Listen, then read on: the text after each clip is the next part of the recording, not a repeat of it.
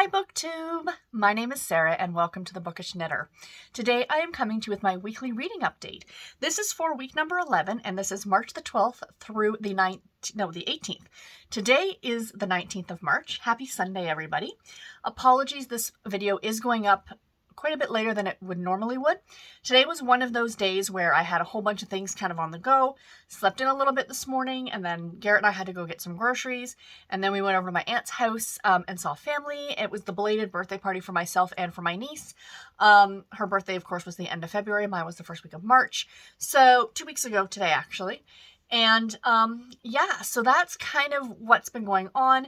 We were there for lunch and now I'm home and sitting down with you lovely people to talk about my weekly reading. So a lot in this video. I'm going to try and keep it as short as possible though. So I have 4 books to review for you guys that I have read this week.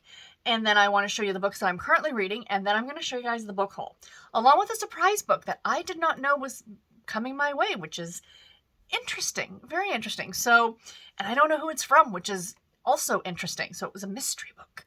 I mean, the book itself isn't a mystery. I'm going to show it to you, but it came to me in mysterious ways. Let's put it that way. So let's jump into the book reviews. So as usual, guys, timestamps in the description box below.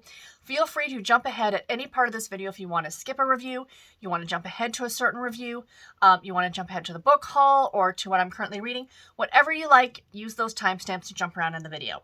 So the first book that I finished this week was First Place by Sweet Valley was created by Francie and Pascal, but this book, the Sweet Valley Twins and Friends, as this one is called, were written by Jamie Suzanne.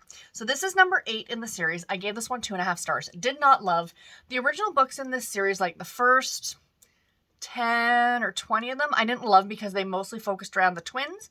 But as the series goes on, I really started to like the series a bit more, and I'm looking forward to getting to those later books in the series. So in this one, this is about Lila and Elizabeth, and the two of them are not really friendly. They're both best friends, of course, to Jessica, who is Elizabeth's twin, and but they don't particularly like each other. So in this book, Elizabeth is taking riding lessons, and Lila has gotten herself a horse because she got a horse. And Lila really doesn't care about the fact of having the horse. It's a status symbol. She has a horse. She's now very popular in school. She has her own horse. And Elizabeth and Lila are kind of using each other throughout this whole book. Like, Elizabeth is like not pretending, like she is doing an interview on her for the school paper about her with this horse, but really could care less about doing this interview, except that Lila is letting her have use of her, like take care of her horse. And then on the flip side, you know, she is using kind of this friendship, if you will, with Elizabeth to have someone else take care of her horse, along with doing like her homework or helping her with her homework and stuff like that.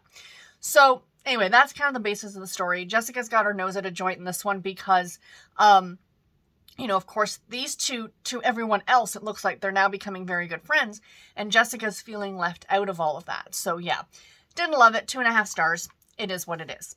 The next book that I finished was Sunsets, Sabbatical, and Scandal by Tonya Kappes. This book I gave 4 stars to. It is book number 10 in the Campers and Criminals Cozy Mystery series. These are super short books, really fun. I did listen to the majority of this on audio, but I did read some of it as well. These are all available on Kindle Unlimited. And this one, goodness, how bad is this? I read it like 4 days ago and I'm trying to remember what it's about. Oh yes, that's right. A woman who works at the diner is found murdered, execution style, as they say in the book. And our main character, Mae West, not that Mae West, a different Mae West, is trying to find out what happened. You know, I don't want to get too much into this. This is the 10th book in the series. You know, you don't necessarily have to read these in order, but it is kind of fun to get to know the characters as the story progresses. So the plot of this cozy mystery series itself is about our main character, Mae West, who left this small town in Kentucky when she turned 18, and she moved to the big city. She became a stewardess, and she met a very wealthy man on one of her flights, ended up getting married to him, and he ended up stealing money from a lot of people in like a Ponzi type scheme. And then he lost all of his money. So the only thing that was left was this trailer park in this small town called Normal, Kentucky. And she gets this trailer park thinking she's going to just turn around and sell it, make some money so she can go on with her life, because her and the ex-husband now, they split up. And then in the very first book, he is found dead. And that's kind of like how this series came to be and why it's a trailer park and why she's living in this trailer park. In this book in particular, you do get a lot of insight into May's background.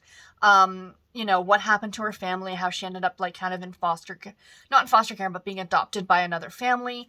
You know, and I enjoyed that quite a bit. I found that really a great backstory for the character, and I do like this series quite a bit. They're fun. Like I said, they're short. The audiobooks come in around 4 hours. The books themselves are under 200 pages long, so yay on this one. The next one that I finished, this was like all the rest of the books are like a 4-star week. I finished City Spies by James Ponti. This one I gave 4 stars to as well. So this is the first book in the City Spies series. I was super looking forward to this one. And you know what? I did enjoy it, but it got 4 stars. So I did enjoy it, but ... The plot of this one is about a young girl by the name of Sarah, who is arrested because she broke into the records for New York State's foster care program for reasons. I don't want to, see, the thing is with this one, I don't want to get too much into all the things that are kind of going on, because there's a lot in this book, you guys. This is a lot. This is a chunky book. This is a middle grade book. So anyway, she is found, and she's going to be arrested and sent to juvenile hall. And she's really scared about all that and such. She's only 12 years old. So this man shows up and he's like, yeah, I'm your new lawyer and blah, blah, blah. And she's like, I didn't have money for a lawyer. I'm a foster kid, right? And he's like, just kind of work with me. Wink, wink, you know. And so it turns out that he's like, works for the MI6, is it, in the UK? And, you know, he is British. Yeah, the MI6, secret or is it M16? MI6 agency. And anyway, so she's being tasked to work with them. It's the secret program of kids, like 10 to 14 years old. And they're being trained as spies and, you know, going and infiltrating. And, you know, it's a really, really fun plot. And I think I mentioned this when I talked about this book that I was going to read it, that many, many, many years ago, when I was in high school, I was writing a series about a group of teenage detectives who very similarly were working for the FBI. They were these secretly trained from the time that they were young. So, I mean, it's not like, you know, I kind of sort of had this idea for a series, and they travel all over the world. You know, in the series that I was kind of, you know, I had written about a half a dozen books. I have no idea where they are. It was a long time ago. They were on a floppy disk, and that very much upsets me at this point. But anyway, I really like this idea because clearly I had a very similar idea, you know, more than 2 decades ago. So, but I didn't write it this well, let me tell you. And my characters were older than the characters in this book. Mine were in their like late teens, like 16, 17, 18. Whereas these, like I said, 10 to 14 years old. So this one, they travel to Paris. As you can see, this is the Eiffel Tower in the background. There's, I think, 4 books in this series, and each one takes place in a different city in the world. So I kind of really love that. Now, here's my issue. I found this book was a lot. There was a lot in this book that I was confused about. I felt that, now, maybe kids today are a little bit different than we were when we were younger. And I'm not trying to belittle anybody and say that, you know, this is too mature for a 12-year-old, if you will. But a lot of it was very scientific-based, very computer-based. You know, it read like an adult novel with children as the protagonists, if that makes sense. And I just felt it was one of those cases where, yeah, these kids are being trained to be spies. But I felt like they were being written as adults. Like, they didn't seem to be very childlike. And, you know, even the most intelligent kid is still going to be a kid. Does that make sense? And I found the same thing. I actually rewatched a couple episodes because it's on Disney+. Doogie Howser, MD. For anyone else who watched that show way back in the day. Gotta love Neil Patrick Harris. And that was the thing about that show, is that he was still this, like, doctor. That was the whole point of Doogie Howser. But he was still a kid. You know what I mean? And I think that's what was lacking in this one for me.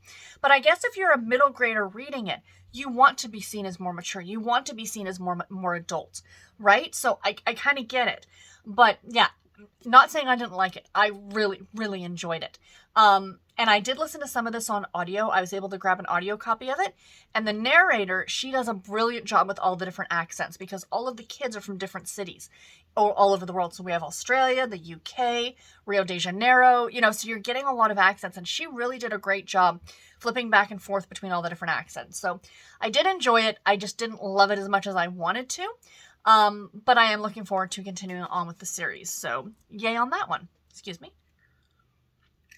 I'm doing a lot of talking, visiting today, so yeah. And the last book that I finished this week was Winning Her Fortune by Heatherly Bell. I gave this book 4 stars as well. This is book number 3 in the Fortunes of Texas Hitting the Jackpot series. And our main characters in this one are Alana and Coop.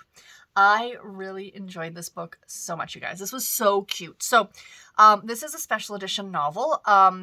And it does get a little hot and spicy on this one. Not all of them do, but I'm going to let you guys know if there is, adult content, if you will. So the plot of this story is about our main character. It starts out, actually, I think in book 2. You do not have to have read the first 2 books to read this one because I have not, and I was in no way lost. So it opens up at this bachelor auction that happens in February over Valentine's Day. And that happens in book 2 as well, I believe, is the situation. And Alana, however you want to pronounce her name, she is bidding on a date with Coop.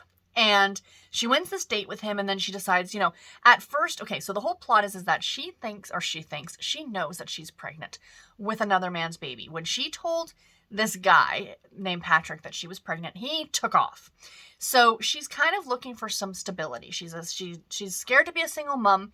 She has only a handful of friends in Texas. Her parents have moved to California, so she's not seeing herself with a really big support system. And these Coop and his brothers have all come into a obscene amount of money because their grandfather, this whole thing with diamond mines or silver mines or gold mines or something like that, they're about to come into a lot of money. And she's kind of seeing this as a ticket. Like, if she can get this guy to fall for her and, marry her, then her and the baby are going to be taken care of. But very quickly she decides that that's not a good idea. That's just, it's not fair. It's not fair to anybody, and she can do this herself. She's scared, but she can do it herself. But she still agrees to go out on the date with Coop because she did win him in the auction. And then they become friends, and then they become more than friends, and it's essentially their story of, falling for each other, and it was delightful. It was really, really cute. I love the small town of Texas. I love all the characters that you meet, and I'm looking forward to reading more books in this series because I really, really did enjoy it. So 4 stars on this one. Again, it was cute. It was delightful. It was fun. So that's everything that I've read this week, you guys. Yeah. Sorry if I'm trying to keep this quick, but I want to get this video posted for you guys. That's kind of important. So what am I currently reading? So I've got 3 books on the go right now, my friends. First one is a library book, and I am currently reading High Country Hideout by L. James. This one is quite enjoyable. I'm about halfway through it at this point. And yeah, this one, like I said, is a lot of fun. So it's about our main character named Angus. And this is part of the Covert Cowboys series. So he has been hired by a foreman on this ranch to come and find out about the strange happenings. Like, it's a single mom with her son. She's actually a widow. And she's living on this ranch high in the Colorado Rockies with her son and then this elderly couple who help her. C.W., who's like the foreman, and then his wife, Jo. And, she kind of cooks and cleans and does all the things. So Reggie is our main character. I believe it's short for Regina. She is on her own since her husband passed a year ago. And she's trying to run the ranch by herself, but there's all these weird things happening. There's also land developers who are in town trying to buy up plots of land and ranches and things like that. So Angus has been hired, unbeknownst to Reggie. Like, Reggie does not know why he's there. She thinks he's there as just another hired hand to make sure that, she's safe and exactly what is happening with these accidents. So far, really, really enjoying that. And then I am also reading, I'm about halfway through The Unspoken by Heather Graham, which is, I think, the 8th book in the Crew of Hunters series. This one takes place in Michigan, on Lake Michigan, and it's about a sunken ship and a mummy that was on that sunken ship from back in the Victorian times. Like, they excavated the mummy back in Victorian times, and it was coming over to Chicago on this steamer ship, very Titanic-esque, where not only was it carrying cargo, but it had like very well-to-do passengers on board. And then the ship went down in a storm, and they've now found the ship at the bottom of Lake Michigan, and a diver went down and he was killed and he died. So they're trying to find out what happened. A lot of people think it's a curse, the curse of this mummy. So yeah, I mean, that's the Crew of Hunters. That's what these books are about. So far, really enjoying it. These at this point are still rereads for me. Up until about book 20 to 25 is when I get to the stuff I haven't read yet. And the last book that I'm currently reading is another Harlequin book. And we have French Quarter Fatale by Joanna Wayne. I'm only a couple chapters into this one right now. And I'm enjoying it. Our main character, I cannot remember their names right now, but her mother disappeared a year earlier. She was a very well-known actress, and she was in New Orleans over Mardi Gras, and she went missing. She had done this before where she takes off for weeks at a time, but now it's been over a year. Foul play is probably involved, and our main female lead, is in town for her best friend's wedding, and our male lead is also in town for his best friend's wedding, and the best friends are marrying each other. So he's like he's the best man and she's the maid of honor. So during this time, something's going to happen in regards to her mother, and so far, 2 chapters in, so far I'm already really enjoying it. And for those of you who may or may not have noticed, yes, I am reading on 2 different Kobos. Because I still had my old Kobo HD. Because this one, hold on, which one is which? Okay, so this is the Kobo HD, right? I can tell because the power button is on the bottom. And then this is my new, the Kobo Clara HD. And then this is the Kobo Clara E3, I think it's called. And it's got the on button on the back. But yeah, I realized that I was reading like 2 books on my Kobo. And I'm like, well, I have another Kobo. I could just use them as 2 separate. And I kind of really like that. And this part of me now wants to buy another Kindle. So I could do that too if I'm reading 2 Kindle books at once. Stay tuned if that happens. If it does, I'm waiting till it goes on sale. I really want the like basic Kindle, the one that goes below the Paperwhite. Because I don't need another Paperwhite unless the Paperwhite goes on sale for a decent amount. So I'm not rushing out to buy it right now. Like I said, I'm going to wait until it goes on sale, and then we'll go from there. So onto the book mail, my friends, onto the book mail. So this was the mystery. So I got a couple packages from Thrift Books, and I know I had ordered a couple books, but one of them I didn't think had arrived that quickly. And this book actually came to me from To the Bookish Knitter, right? It wasn't my name. It was To the Bookish Knitter. I have no idea who this came from. If it was you, please shout out in the comments and let me know, because I'd love to properly thank you. But I got a vintage romance novel, and I'm so excited. So this is The French Passion by Diane Dupont, a voluptuous novel of perilous pleasures, it says. This is from 1977, my friends. Doesn't this look delightful?